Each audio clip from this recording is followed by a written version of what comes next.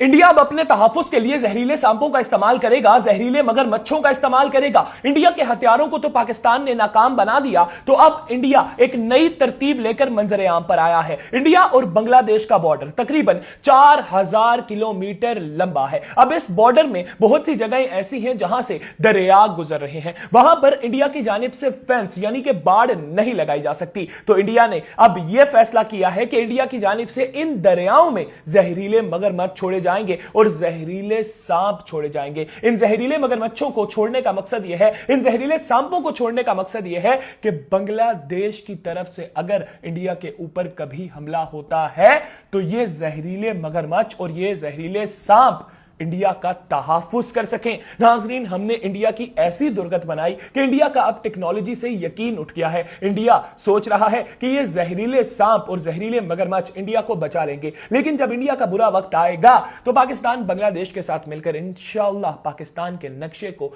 बांग्लादेश तक बढ़ा देगा। आप लोग इसके ऊपर क्या राय रखते हैं, जरूर कमेंट सेक्शन में अपनी राय का इज़हार कीजिएगा। इसके साथ ही मुझे दीजिए इजाजत, अल्लाह हाफ़िज़। इस्राइल फलस्तीन की तरह लेबनान के ऊपर भी कब्जा करना चाहता है। पाकिस्तान इस्राइल के ऊपर हमला जरूर करेगा, लेकिन कब करेगा मैं आप लोगों को बताता हूं। अगर आप लोग इस वक्त नक्शा देखिए तो इस्राइल की जानिब से फलस्तीन के ऊपर कब्जा कर लिया गया है, इस्राइल की जानिब से लेबनान के ऊपर कब्जा किया जा रहा है। लेबनान से आगे आप देख लीजिए सीरिया है, सीरिया के ऊपर भी इस्राइल की जानिब से बमबारी की जाती है। इस्राइल सीरिया के ऊपर भी कब्जा करना चाहता है। सीरिया के राइट पर अगर आप लोग देखें तो आपको इराक नजर आएगा, इराक के अंदर अमेरिका के अड्डे मौजूद हैं और इराक के साथ आपको ईरान नजर आएगा। नाज़रीन, सीरिया के आगे आपको तुर्की नजर आएगा। तो बेसिकली इस्राइल का यह प्लान है कि इस्राइल पहले लेबनान के ऊपर कब्जा करे, सीरिया के ऊपर तो वो बमबारी ऑलरेडी कर रहा है, इराक के अंदर तो ऑलरेडी अमेरिका के अड्डे मौजूद हैं। ईरान के ऊपर हमले करने का मकसद यह था कि ईरान को भी कमजोर बना दिया जाए और ईरान के अंदर भी अमेरिका के अड्डे बना दिए जाएं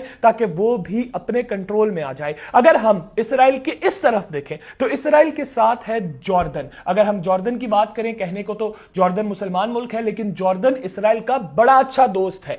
जॉर्डन इस्राइल से गैस खरीदता है, जॉर्डन इस्राइल से पीने के लिए पानी खरीदता है। तो जॉर्डन इस्राइल के इशारों पर चलेगा। जॉर्डन के साथ आप देखिए कौन सा मुल्क है, सऊदी अरेबिया। जब इस्राइल सऊदी अरेबिया की तरफ मुंह करेगा तो फिर पाकिस्तान को उसका मुंह तोड़ना पड़ेगा।